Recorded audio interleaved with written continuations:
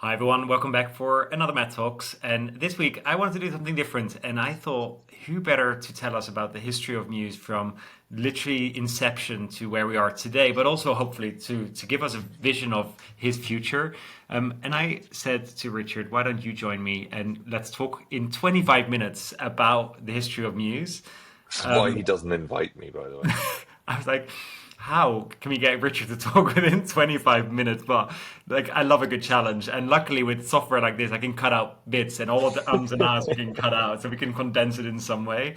But thank you for joining today. Thank you for the invitation. Finally, You never talk to me. You've been waiting for this. So, um, so after March 2012, you started the company and you decided to call it Your Muse. 30th It's, birthday. I know. That was my 29th, I think. 29th. Um, Oh, yeah.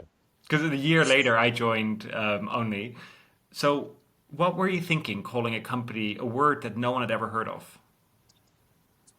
So um, there wasn't really, it was one of these things where I didn't want it to be, you know, hotel software, next generation, .com.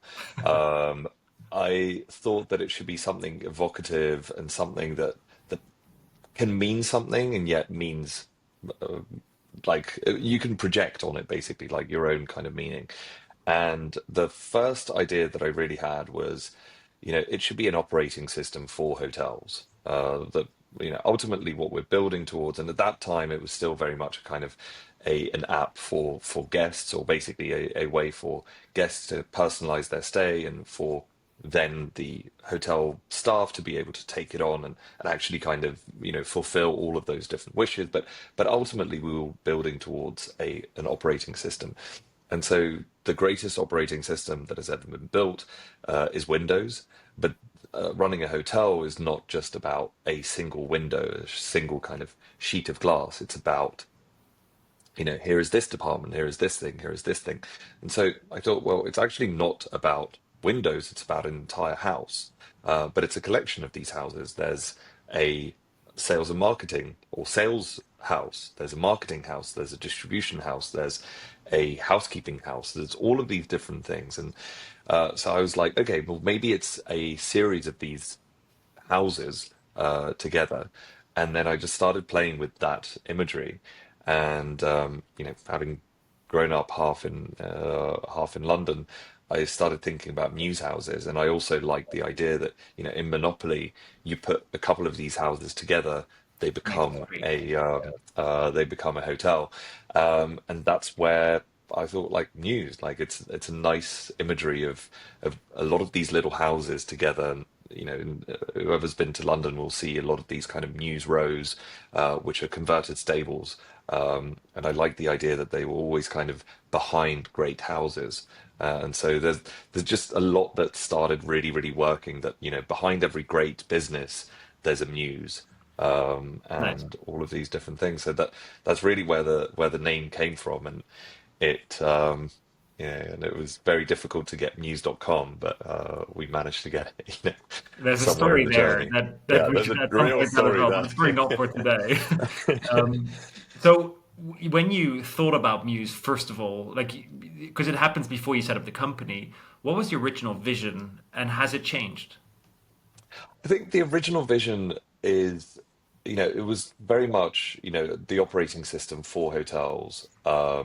There was always a fintech angle. Back then, it was much more of a crypto angle because I was really, really into blockchain and Bitcoin. And I remember actually one of the first meetings where I was like trying to get you into the idea of what it would be, basically like, working at a startup. I took you to a Bitcoin meetup, I think, like this is like in Yes, I've twenty completely thirteen. forgotten that. Yeah, true. Yeah, and it was and I just did think that like we could think about how to how to solve the problem of identity, because the biggest problem with check-ins is how do you know that the person who's checking in is that person, and so how do you trust that person straight away? And that's where I thought actually like having some aspect of financial technology actually be embedded as part of the solution was really there. For example, I still have the document that I kind of wrote about all of these different things, but I thought that, content would have to be a part of it, or some sort of experience that also every single person who'd come into a hotel needs to be uplifted by the experience. So those are all different things that I thought we would somehow inject into it. It's become much more about the management of rooms and the management of services and spaces and things like that. But I do think that, to that point about, is it different? Like, it's still the same in terms of but I still feel Around like we're grace only, hospitality, basically. yeah, like we're only like 40% through to that vision. Like, I think like Yeah. when we first talked about like, well, we've got to do the PMS, and we were like, yeah, it's going to take a year to build the PMS. And back then we were like, oh my God, we're going to have to like build a PMS for a year. Like, Well, what, like that 12, was my 13 fear of years? like, what are we going to do with all the developers and designers once we're done? And Yeah. like now we have more designers and more developers than we ever thought we would employ. Yeah. And it's like 13 years in, we're still building the Yeah. PMS. Um, but yeah, like I feel that the operating, like that's still that same notion of behind every single great business is a muse. I think that's still an image that I really, really like. And it's just, hotels are so much more than just rooms. Hotels are so much more than just checking in and checking out. Yeah. And I think it's about that, how do you form that relationship? How do you form that idea that this is a place that I want to come back to? This is a brand that I want to be associated with. And so I feel, looking back and looking forward, that's still the journey that we're going to be on for a really, really long time. And I feel When like we're not and in that close to moment, actually having solved it. 13 years ago, when you thought, no, like there's nothing to buy, I need to build. Like, what was the market looking like, the technology market in hotels at the time? The truth is, I didn't really know that well. I feel like, when you get people and they're like, oh, and then I spent 6 months doing market research and stuff like that. Like, I feel like I did a basic amount of market research. Like, we knew, what was the name of that German PMS that existed? Hetras. So I knew that there was something in the cloud, but it just there was certain things I think back in 2012 where you could see this is where the world was going. So, anything that would have to be wired was out, because it was going to all be, we'd had a couple of years with the iPhone, like everything was going to be mobile, everything was going to be cloud. You have to think about smaller and smaller screens, the idea of people doing things on a desktop just felt even then very anachronous. Because what was your You know, vision for the hotel? Because I think that played a yeah, big part into how Muse turned out, right? yeah. Well, so that like that was Maybe, sorry, and I just talk about the hotel, but like maybe introduce what the hotel is. so it was well, back then it was a hotel that I was going to call the Maharal, but it's a hotel in Prague called the Emblem, which my sister is still the GM of. And the way that I thought about designing it and putting it all together is that it was a 60 key hotel, but it was owned and operated by a family. And I wanted you to get that feeling of coming into somebody's house straight away. And I feel that that's ultimately what every single hotel is trying to do, even if you're running a small B&B or if you're running, 1,000 bed, massive hotel or hostel or whatever it is, you're still trying to actually make sure that as soon as somebody comes in through the door, they feel that sense of this is my place, this is my home. And that's really what I wanted. As soon as somebody comes in, that they feel at home. And you don't feel at home by putting a barrier between you and that person who you've just welcomed into your home. You immediately become a shopkeeper in that scenario. So the idea of not having any barriers and making sure that the the receptionists, who we were going to call the hosts, or still do, you know, that they would be able to actually come meet you, greet you, so that the whole experience is actually, it's a welcome. It's not a check-in. What you're trying to do is there's a welcome and a goodbye. It's not a check-in and a check-out. And the more that you can actually use technology to bring these things to life, the better the hospitality experience is. And again, most technology or most of the ways that we run our businesses should be driven by the fundamental things of what it is that we're trying to achieve with that process. It shouldn't be that we're building for the process itself. And I remember because we met around the time that you set up the company, and then we became friends, and we were just having these beers. At some point, I came into your house, and you had this one wall where you had posters with this like writings and things on it. Do you remember what was on your walls? Was Yeah, that so it the was vision or? so that was all of the screens for and like I was trying to the way that I would like my design process, I guess at the time was just to draw out, what was every single screen. And so it's, it ended up becoming what the dashboard is today. But what we were trying to kind of figure out, back then was how do we make sure that somebody is able to be on as few screens as possible to be able to manage that entire business? So, how do we condense the information as much as possible? And how do we make sure that even if you're navigating kind of two or three steps forward, you're never you're never getting lost, basically. It's really easy to kind of come back, and there's that you can do the most amount of things on just one screen before you need to go to the next, before you need to go to the next. And so Yeah. it was really just having, I think it was 9 or 16 pieces of paper just on the wall. Just, this is, And like how it's these like 9 or 16, personas. it can't be 50. It wasn't I 14. don't It know. was It's nine like or some. 16. I can't. Yeah, I can't because I'm like either like it was 3 by 3 or is it four by Right. four? But I can't remember that. But it was like definitely a block that I had. Yeah. And the first hotel went live, and we had built that solution in a couple months. We had to build something to get it Yeah. live. Because What if you were remember, like when you started, I remember coming into this like triumphantly coming in. And I think you just said yes, like you just said that like, okay, I will leave Hilton and come and join you. And I remember triumphantly coming back into the office and like there was like the two Honzas and Ondra, and I was like, we can finally build the Commander, which was like the PMS, because you were going to help us actually, because back then we had this like actually like beautiful app that was for the guests to be able to and it was for the guests but also for the hotel. So when you would come in you would be able to actually kind of check in and do a co check in with the guest, but it was also a reflection of what was going on the website, so you could kind of personalize your experience and then have somebody at the hotel actually kind of check you in. And I remember like I said like, look, this is going to be great. We're going to stop working on this because this was too easy to build. We're now going to do the really, really hard work of actually Yeah. doing the whole PMS.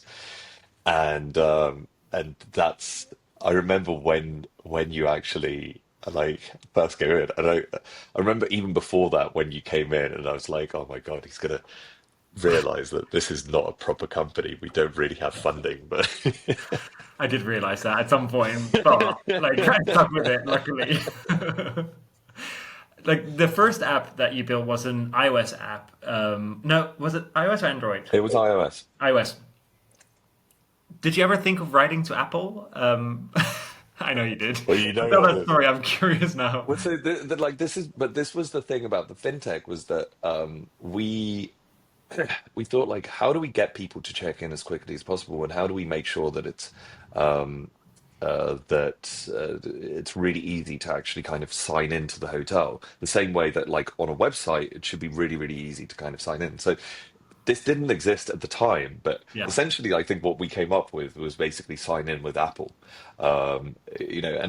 and we were trying to do this with Apple because we were like, you've got all the information that you need for a check-in with Apple, or with your iTunes account, because you have a credit card stored there, you have your name, your address, all of the different things that you need for most European countries to be able to actually check in. And so I ended up, I think for you, hilariously, like writing to, because I think Phil Schiller, Steve right? Jobs You're right. might have, Phil Schiller. Yeah, Yeah. exactly. And I just like, I think you'd asked, like, well, how do you get his email? And I was like, I don't know, I'll just guess it. Yeah. And so I just went online, figured out, like, basically how senior people sign themselves off at Apple. And so then I wrote to Phil Schiller, and he just responded to me basically like within 3 days and got me in touch with their product team. And then we tried to actually like figure out like how can we not only get Apple users to sign in on other devices and make sure that that's easy. So for example, like when they're coming in, we were going to at the time we were going to give everyone a small tablet that they would actually kind of use and carry around the city and things like that would be kind of their guide. Or they would be able to download their own app. But the thing that we ended up thinking about was like, well, what about all of the users that were not Apple users? And that's where I think like we could even figure out with Apple ways that we could make it easy, but what we couldn't figure out is how to make the sign up process for somebody who didn't have an Apple device easier and how to make it almost like temporary. Yeah. And But it it was like it like, almost underlined how you were just shameless sometimes in doing some of these things. And it's honestly, it's one of those skills that I think more founders should have. And you push the boundaries of my comfort zone in those early days by just like you just did it. You just called a random person, you just walk up to anyone, and you still have this skill. You walk into the room and you find the most impressive person, and you just run up to them and you start talking to them.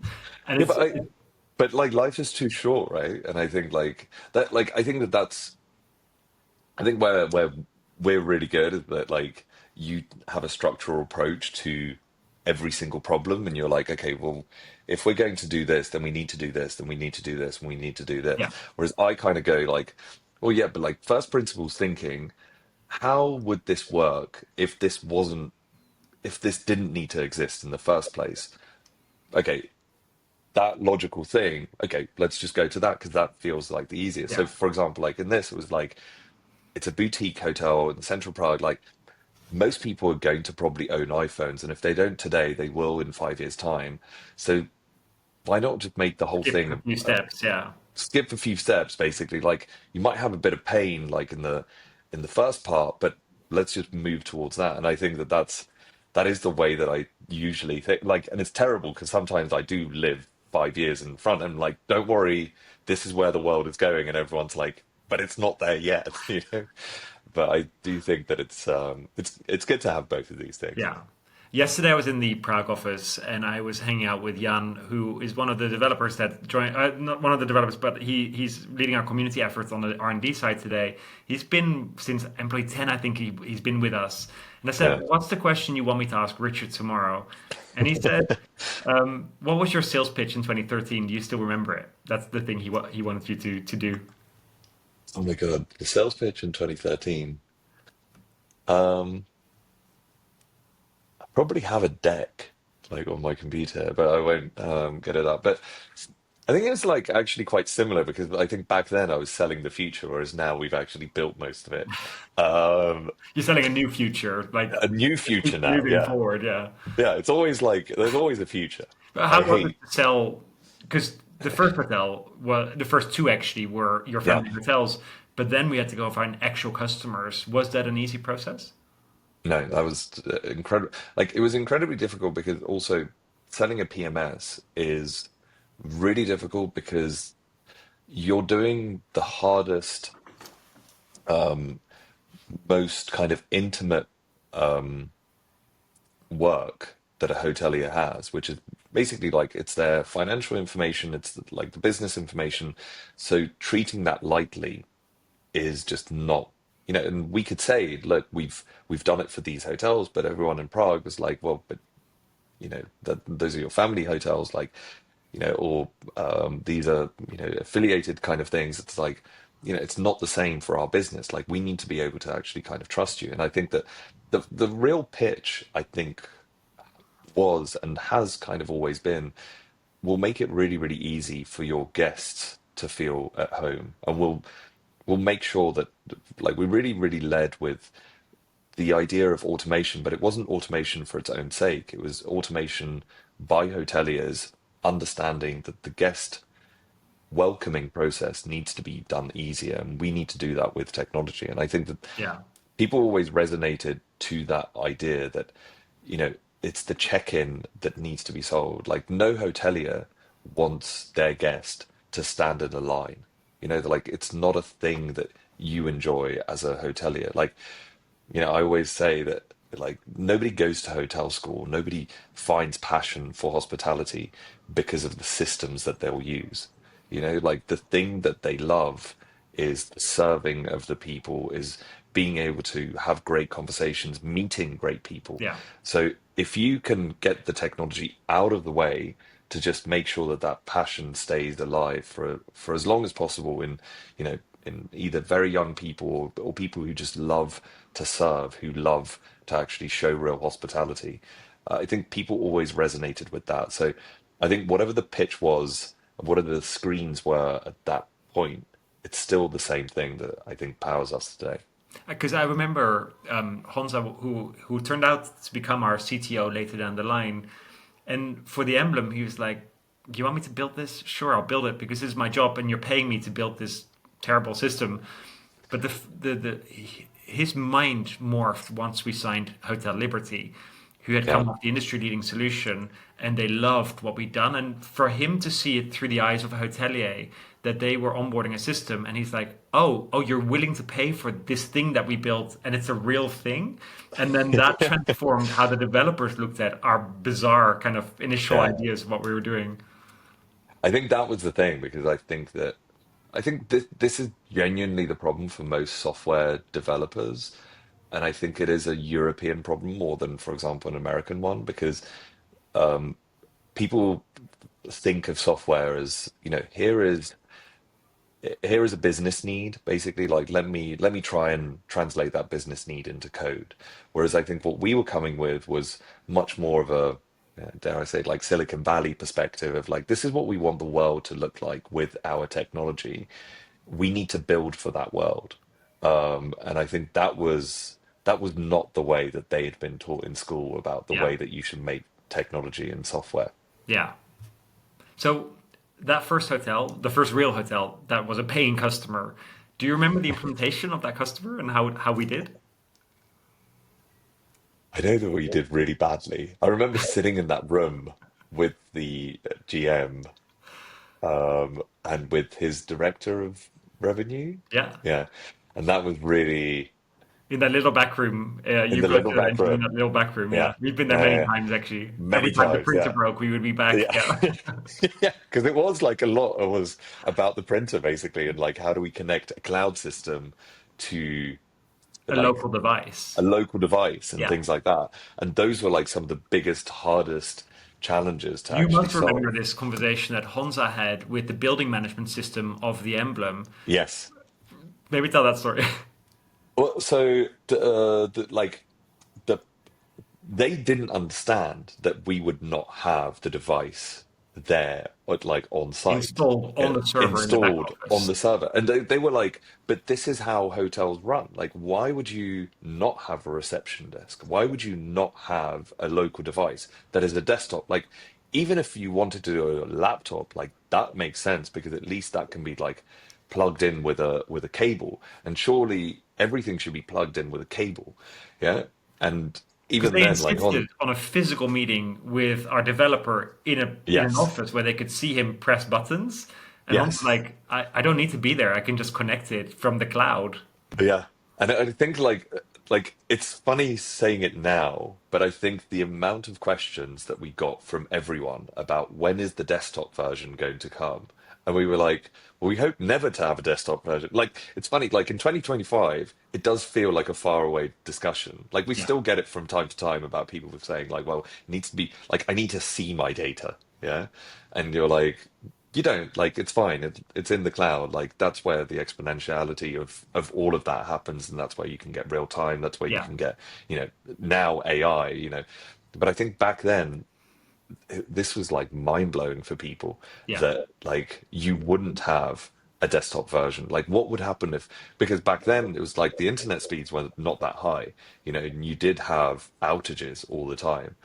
And we were like, well, but like you can now, it's pretty crappy, but like you can download images, on your phone. You can do all of these different things. Like the internet speed is going to get higher and higher because the Yeah. technology will just get better and better. And there'll be more failovers basically. Like if you can run your PMS from your phone, like why do you need any kind of like wire? And I think like this was like mind blowing for every single person that we spoke to in the industry, and any single like the building management system or the card companies, like the key card companies, Yeah.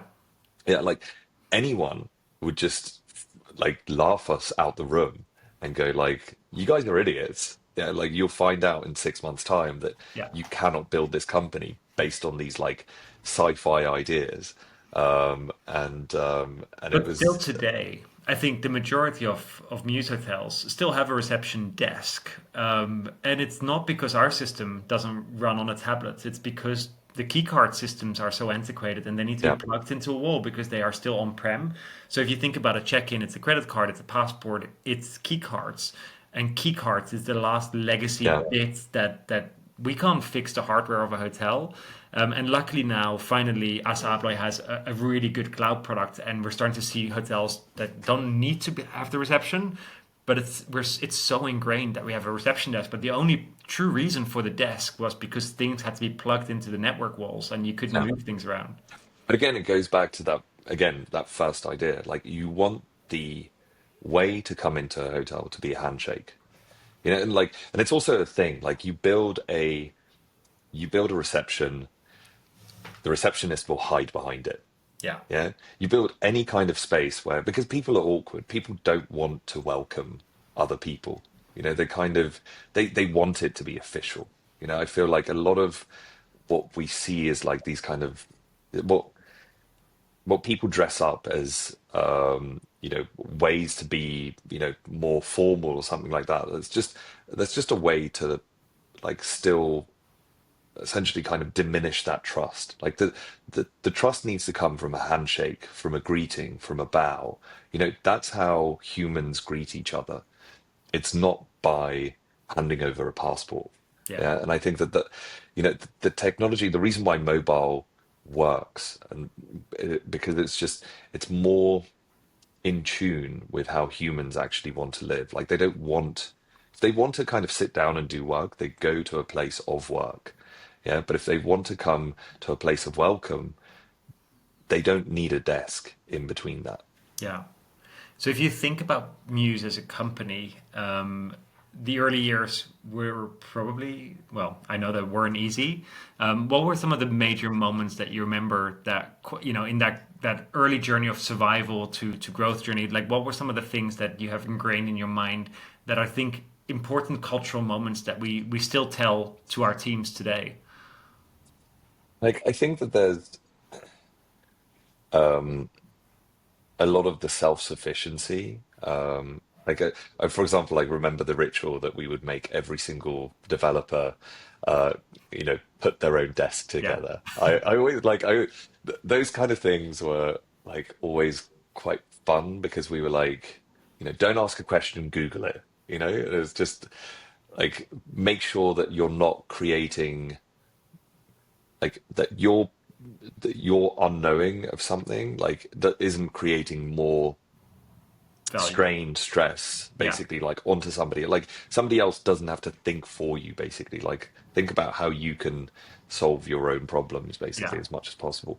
I think that that's something that I think that we still have culturally in the company, and we still try and basically like make sure that it's there. The other thing that I think is really important is that we always try to treat everyone as an adult. I don't think that either of us were interested in building a company where we would have to baby everyone and we would have to kind of write out very complicated rules basically for everything. We told everyone, look, we're going to treat you as adults, yeah, and if you break the trust that we give you, yeah, then that's going to be crap and we're going to have conversations, but we're going to give you a lot of trust. We're Yeah. going to give you a lot of rope. Um, and I think that those are things that we're trying to get to, even though like, we're becoming more and more regulated. There's a lot of more kind of sort of restrictions. We need to kind of authorize things and things like that all the time. But I think we always wanted the idea that most people are kind of self-starters within Muse, and that they can get stuff done as soon as they come through the door, and they want to learn, they want to kind of understand what it is that we're doing. And I think that that's why like we've always had a really strong culture of documentation and stuff like that, but also Well, of learning. I remember when Ilse joined us, and she was our first, I don't even know what, the director of operation, I'm sure was the title. And she said, "Oh, where's the procedure for this?" And I said, like, honestly, if you haven't written it, it doesn't exist. And I kept saying that over and over. And at some point, she's like, right, there's no procedure for anything. So, like, that culture definitely came a little bit later. Right. But like at least the documentation for the code and things Yeah. like that I think was always really, really strong. Um, I think also the irreverence, like I think that we've never, like this was always such a long shot from the start. Yeah. And I think like both of us are incredibly competitive people, and we really, really hate losing, and really, Yeah. really hate like any failures. Like I, for example, like remember this one deal that we lost to a US competitor, and it was a deal up in Norway. And we And I just remember signed like, them. yeah, yeah, I After know. all these years, they After left all these years, for them. yeah, But when they walked into the booth at ITB, the big trade show that we go to every year, and it was just so nice that yeah, they, after all these years, yeah, saw their mistake and now signed up. And that's like probably like 8, 9 years ago. yeah. But And like but I the first time remember, you lose is really painful. that's the thing. Like every single loss was crushing. Like it still is. Like to this day, like I still hate losing. Like I hate us, especially when it makes sense, like especially when you felt like a connection, that there's another hotelier that really cares, yeah, that wants to do the things that we built this company for. Yeah, I feel like when those people are going like, well, like just not sure, like that like you haven't been around as long, or like it's all of the, it's like, well, 13 years is a long time now. But like there were always these reasons why people would go, and it wasn't because of what it is that like we're doing or why we're doing it. I think that's when it hurts the most, when it's like these are Muse people. Yeah, yeah, these are like they they're invested in the mission that we're on, and like what we're trying to do, and like how much we care about this industry, how much we care about preserving that passion for hospitality. And when those people don't sign up with us, like it hurts so much, and it's yeah. so crushing, and you kind of go like, oh my God, like will we find enough hoteliers that care about this? And then like the next day you kind of open your inbox and there's somebody who has signed up, and so like it kind of gets, but I feel like those those crushing things, or when we've screwed up, I remember, for example, like doing this implementation in London with a hotel. And it was like genuinely, probably for those people, it was like the worst implementation of any system that they've ever had in their life. They're still our It's customers, still a which I don't customer really today, yeah. understand. But like, The thing is, as you I, start telling the story, I'm like, oh, I know exactly which one. And you're gonna like, I know which hotel because I know how badly we because fucking back messed up. then, like, yeah. But this was the thing. Like, I remember them asking us about features and asking, like, and it was like, uh, they were saying like, well, do you have this? Do you have that? And we're like, we didn't. And it was like so sad to tell people that like the thing that they had relied on in order to gain this functionality, or this thing that we were doing that was really, really cool, they were losing this thing that like we hadn't got to, Yeah, yeah, or we didn't prioritize basically.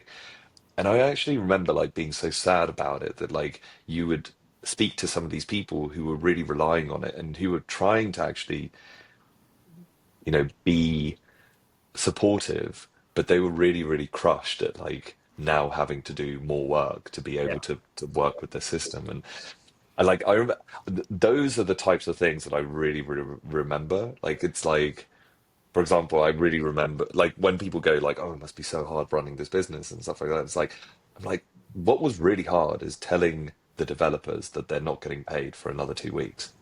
Like that is that is hard. Like having to have that discussion with somebody when they're telling you about basically like they need to get medication for this person, or that there's somebody else like Their relying on livelihood. them Yeah. for this. That's really difficult. Like In that's those really, first years, we didn't raise money, real money, yeah, until about 3 years in, and we survived of what, like 200K or yeah, something. yeah. Um, That Ori, Think shout about out to Ori gave us. yeah, Like even and my but parents basically, like my parents didn't put any money basically, I think, into the whole thing. Like they were like, yeah, you got to do it yourself. yeah, but do you It's think that like, that time of scarcity of money was actually leading to a better product today? no, no. I think yes. Like I think the scarcity is the mother of all invention, and there's so many different things. But I do always think about like, oh God, I always We think would like have built some really dumb shit if we had money, I think, in the early that's days. true, that's true. But I think like it's just I always think like, oh, there's so many interesting things that we can and that we should still build. And so like I do think that it was a really, really important thing for us to always work from scarcity, and the best Yeah, ideas that we've ever had have come from scarcity.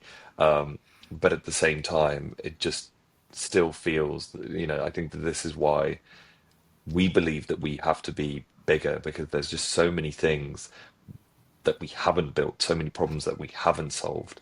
And it's just, and it is so, so nice to be able to solve them. It is so nice to be able to actually do them in the way that we think that they should be done, yeah, that we think leads to better hospitality. And I think that that's what's really, really nice. So I always feel like there's more that we can do, and if we have more resources to be able to do more that makes all of this better, yeah. it's great. So like it's like a weird thing. Like I'm really happy for those early years, but I also wish that we would have been able to build faster. Yeah. The other day, we moved from our Amsterdam office, and we move offices a lot because we're never happy anywhere. But somehow this photo got to my house. And I asked Barry to print it because I was Oh like, this God. is a good reminder of the tough times. It's you holding a television at a trade show. What's the story? I'm not sure. Am I going to get arrested for No, this? I think I you're probably good. am. But You like, brought the TV back. yeah, that's true. So we like, well, I think like back then we didn't really have much money to like travel and do anything, and we would go to trade shows. I think That was maybe probably I'd the get the first real one exhibitor, that we went to. probably, yeah. So we had a booth. We printed all um, of the booth materials, basically, like I guess the Because poster. normally what you do, you buy the land and then you Yeah. have someone build the booth for you. But once you saw Yes. the prices of that, you're like, I'm not paying that. No. I'll buy the land because I need the physical land and everything else we'll figure out when we get there. Exactly, because we were like, well, we'll go to like Walmart or wherever it was. Like, what was it? What's a Like, big like yeah. Belmart or whatever? Anyway, Yeah, it doesn't yeah. matter. And like, we'll just buy like a plank of wood, Home Depot. plywood. Home Depot.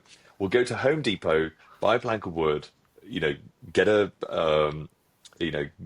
get some nails, and then get this poster, stick the poster on, we'll watch a YouTube clip on like how it is that they put posters on, and the furniture, the way that so the ones that we would be entertaining the hoteliers on the people that were coming to our stand, that we would get from a secondhand store. And I ended up making a deal, if you remember, with the woman that drove me as basically an Uber driver. I got a free trip to the airport in exchange for that furniture at the end of the show. So we swapped like two chairs and a table for a drive to the airport, and the TV, which is where all of the things like our product demo was essentially kind of on.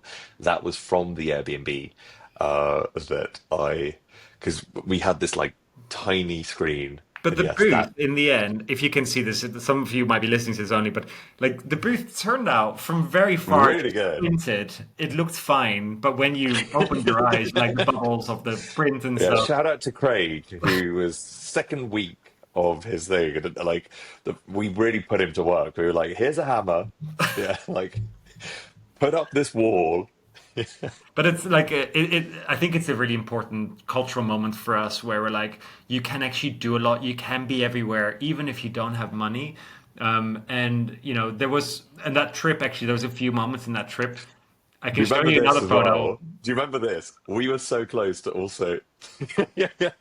Okay, I'll get to that soon. But there was another thing that was really amazing about that because we were this close to buying a diesel generator that we would use at the show because we didn't want to pay for the electricity because And I the think the internet electricity connections.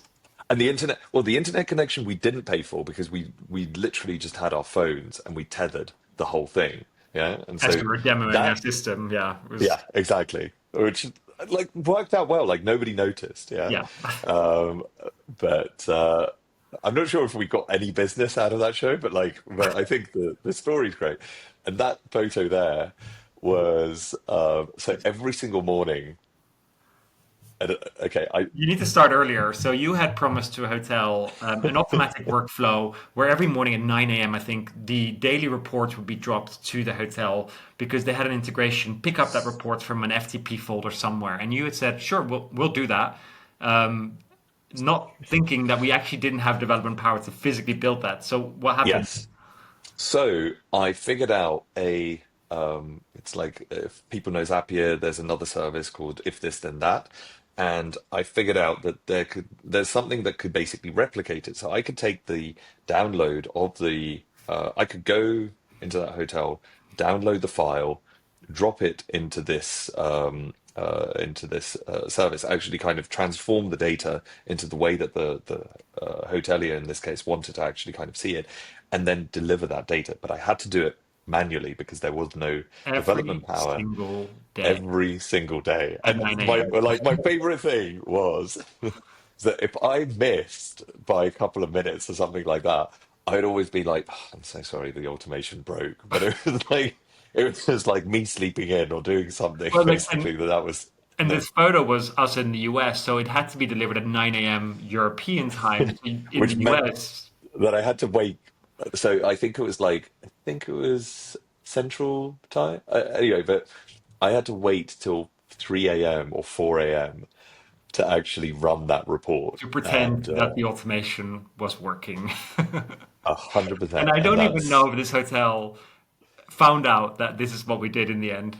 no, no, no, no. I genuinely like then still spoke to them, and they were like, "We really." I think because then we did build the automation, and it did used to break, and they were like, "This automation's breaking a lot more than it ever did before." I was like, see, I'm better than the code." We have gone way over our 25 minutes, but I actually really enjoy it. And it's fine. Like, if you don't want to listen, you can drop off. Yeah.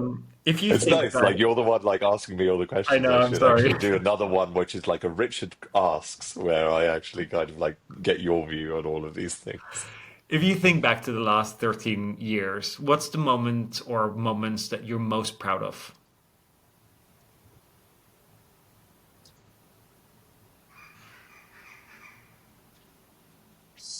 It's weird. Like I get really, I get really proud of like little stupid things. Like I get, I get really proud of, for example, that moment when the customer that said no 8 years ago is now saying yes because they're seeing that actually we did all the things that we said we were going to do. Yeah. I think those things make me really, really proud when people say, I didn't believe it or I didn't see it, and I can now see that you guys are for real. Yeah, that you are building faster than anyone else, that you are trying to solve these things. And I think when others see it, like that's why I think we care about, the Hotel Tech reports and Yeah. like awards and things like that, because it's like real hoteliers saying how they feel about the system. That really makes me proud. Like when it's like when we're actually living up to the thing that drives us every single day, and it's recognized by other people, and they see that it's real, and they see that it's not just us doing it because we want to build a tech company or something like that, or because we're kind of, we saw that there was a gap in the market for this. Like, I don't think we ever did it because there was a gap in the market, that there was anything, but I think we just cared about the problem. And I think Yeah. we care. I think the fact that we're so successful is because I think we just care more than anyone else in this industry, and I truly believe that. And I think that that is the thing that makes me really, really proud. I also feel proud when I see the caliber of talent that applies for a job at Mews, and when I see those people actually joining us. It's a huge privilege to work with very talented people, and that is the thing that makes me proud, is that like we're able to attract them, that this is something that they would like to spend the next 2 3 years of their life on. Like I think that is a huge privilege that we're gaining every single month. And just the caliber of people, the caliber of the intellect that you can get into the company, the quality of investors. you know it's like, I think from one thing, it's like, yes, you take an obligation, but the fact that some of the smartest people in the room are in our room, you know just feels like a great validation, because this is a passion project for us. Yeah. This is something that we're deeply, you know like we really truly believe that this will make the world a better place, that if we can make the world more hospitable, it is a better world. We do think that hospitality is a net good for the world, like all of these things. And I think that seeing that reflected in the way that people think about us, I think is just hugely, like, it fills me with immense pride that this is something that we've been able to do. Nice. So yeah, so I, Nice. you know, there's other things, but like But that that's just that's at the heart of 13 it. years. So if you look forward 13 years into the future, what do you hope we will still do in those 13 years? I think like the main thing that I would love for us to be known for is for people to be able to say, and I think like, I think this was when I think this was like one thing that clicked in my mind, when I was like, okay, we're really, really doing something good. It was when we came, I think it was to England, and there was like one specific town, and we were talking to a hotelier there. It was either in England or in the Netherlands, and they said, you know what? Can I have exclusivity for this product for a year so none of my competitors can get this? And I was like, that is amazing. Like if it's that good what we're doing, that somebody wants to exclude their competition because they see it as a competitive advantage to have this technology. I thought like that is great. And so for me, it's like if we can do that, but on a grand scale, so we can verifiably say that if you're on Muse, you are 20% better than anyone who's on any competitive system. And we know that that's true. And it's not a marketing spiel, but it's real cold hard data that our hoteliers can see. That is the thing that I would like us to be known for. That is the thing that I want us to be famous for. Um, I think that's going to be amazing if we can prove that out in the next couple of years. And then, I think we both believe that hospitality is a growth industry. We believe that the lessons of hospitality are being taken on by the real estate world, by, other people basically who want to build more hospitable places to live. And I think that it's the same thing with some of the brands and chains. They don't just want to be just places that you check into for your 20 days of travel or 20 days of business travel, and then maybe your kind of 6 days of vacation, or 14 days of vacation. They want to be 365-day kind of experience coordinators.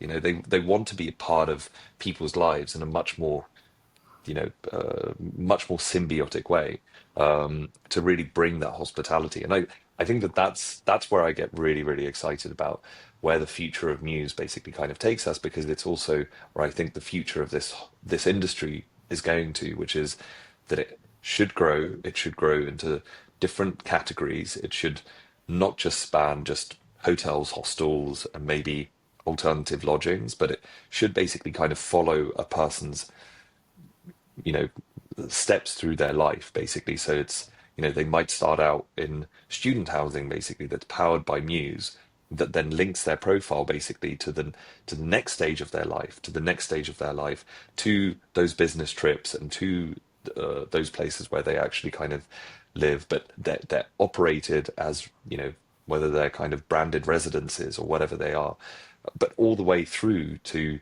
you know, being able to be welcomed in a place where it might be it might be a place for your parents basically, or something like that, when you're very, very old, to be taken care of, because again, that is at the heart of hospitality. And I think that's at the heart of what this industry should be. It's an industry that, is about people taking care of each other.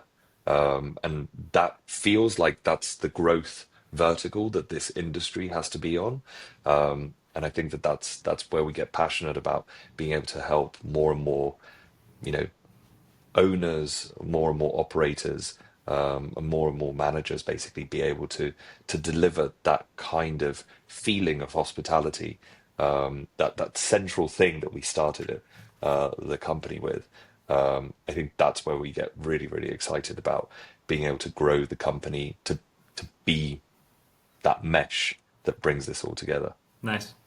I think that's actually a really good point to finish this conversation. I did have many more examples. I feel like if people actually enjoyed it and made it to the end of the 15 minutes of this conversation and they want to hear more, there are so many, because it's been such a vividly lived kind of 13 years. And Yeah. we remember these really key moments that transformed the company to what we are today. I need to ask you about your ones. Well, we can flip it. We can flip it Yeah. if people actually. We'll see if anyone actually makes it all the way to the end and asks for this. The thing I appreciate about working with you specifically is one, you always challenge people around you out of their comfort zone through your thinking, and you're always 5 steps ahead. Whilst at the same time, and all the shit we have to go through, we can laugh it off in the next meeting. And it's that balance of working really hard to doing really inspirational, really great things. And we've just come out of News Unfold, which was incredible just to see how the whole industry is rallying for us to succeed, to us just having a good laugh on the Mad Talks. And I think that's what keeps me engaged. And I just love your energy. So thank you for doing that. Thank you. We should flip this so I get to like give you your compliments at the Great. next one Up as well. next. All right.